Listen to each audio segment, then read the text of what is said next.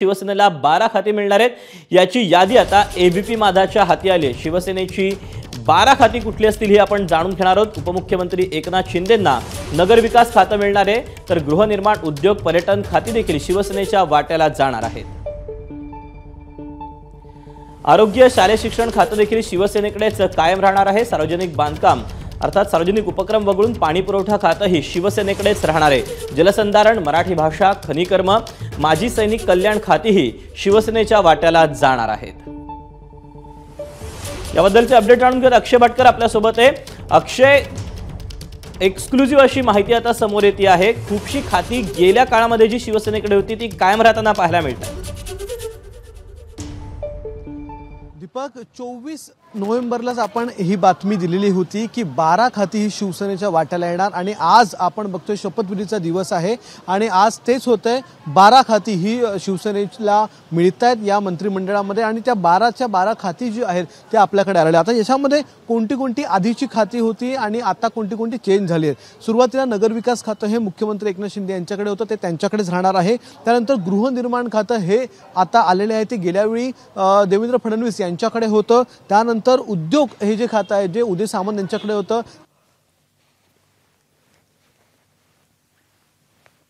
नव्हतं, मात्र पर्यटन खातं हे आता शिवसेनेला मिळालेलं आहे।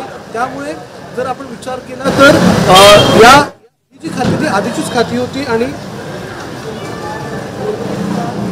ही सर्व खाती जी आहेत ती आता मिळालेली आहे। त्याच्यानंतर मराठी भाषा, जलसंधारण ही खाती नवीन खाती आहेत ती सध्या मिळालेली आहे। शालेय शिक्षण हे केसरकरांकडे खातं होतं, ते पुन्हा त्यांना शिवसेनेलाच मिळालेलं आहे।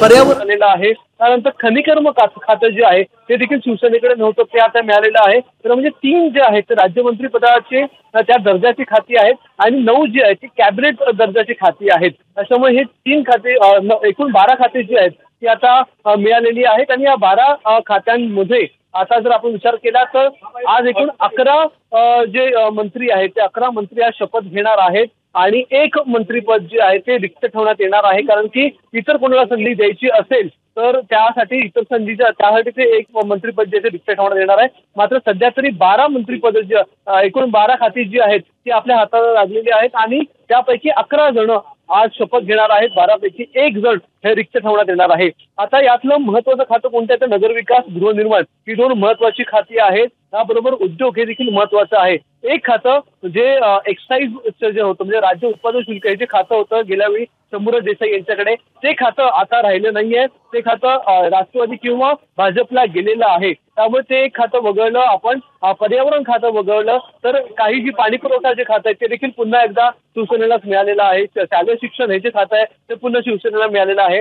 खनिकर्म खातं जे आहे ते नवीन आहे, गृहनिर्माण खातं नवीन आहे। त्यामुळे नवीन चांगली खाती पदरात पाडून घेण्यासाठी एकनाथ शिंदे हे अनेक दिवस हे चर्चा करत होते, काही दिवस ते नाराज होते अशी देखील चर्चा होती। मात्र या चर्चेच्या अंती, या नाराजीच्या अंती त्यांच्या पदरात काय काय पडलेलं आहे, त्यांना त्यांच्या वाट्याला कोणते कोणते मंत्रिपद आलेले आहे ही पूर्ण लिस्ट ही आपल्याकडे आलेली आहे आणि या लिस्टमधून हे दिसते की चांगली खाती पदरात पाडून घेण्यासाठी जे एकनाथ शिंदे चर्चा करत होते त्यांना त्याच्यामध्ये यश आलेलं आहे।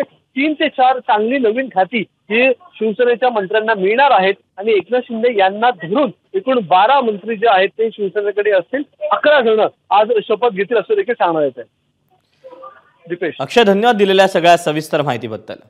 तेव्हा शिवसेनेला 12 खाते मिळणार आहेत, ज्यामध्ये गृहनिर्माण, उद्योग, पर्यटन खातं देखील शिवसेनेच्या वाट्याला जाणार आहे। आरोग्य, शालेय शिक्षण खातं देखील शिवसेनेकडे जाणार आहे। दरम्यान शिवसेनेकडून 12 आमदारांना मंत्रिपदासाठी फोन गेलेले आहेत। प्रताप सरनाईक, योगेश कदम यांना मंत्रिपदाची लॉटरी लागलेली आहे। आशिष जयस्वाल, भरत गोगावले, प्रकाश आबिटकरांना देखील मंत्रिपदाची संधी मिळताना दिसते। त्यासोबत उदय सामंत, शंभूराज देसाई आणि दादा भुसे यांना पुन्हा मंत्रिपद मिळणार आहे। गुलाबराव पाटील हे देखील मंत्रिपद कायम राखण्यात यशस्वी ठरलेले आहेत। प्रताप सरनाईक, उदय सामंत आणि योगेश कदम यांना मंत्रिपदाची लॉटरी लागलेली आहे, तर शंभूराज देसाई, भरत गोगावले आणि आशिष जयस्वाल हे देखील मंत्रिमंडळात आपल्याला पाहायला मिळतील। त्याशिवाय प्रकाश आबिटकर आणि दादा भुसे यांचाही मंत्रिमंडळात समावेश होईल।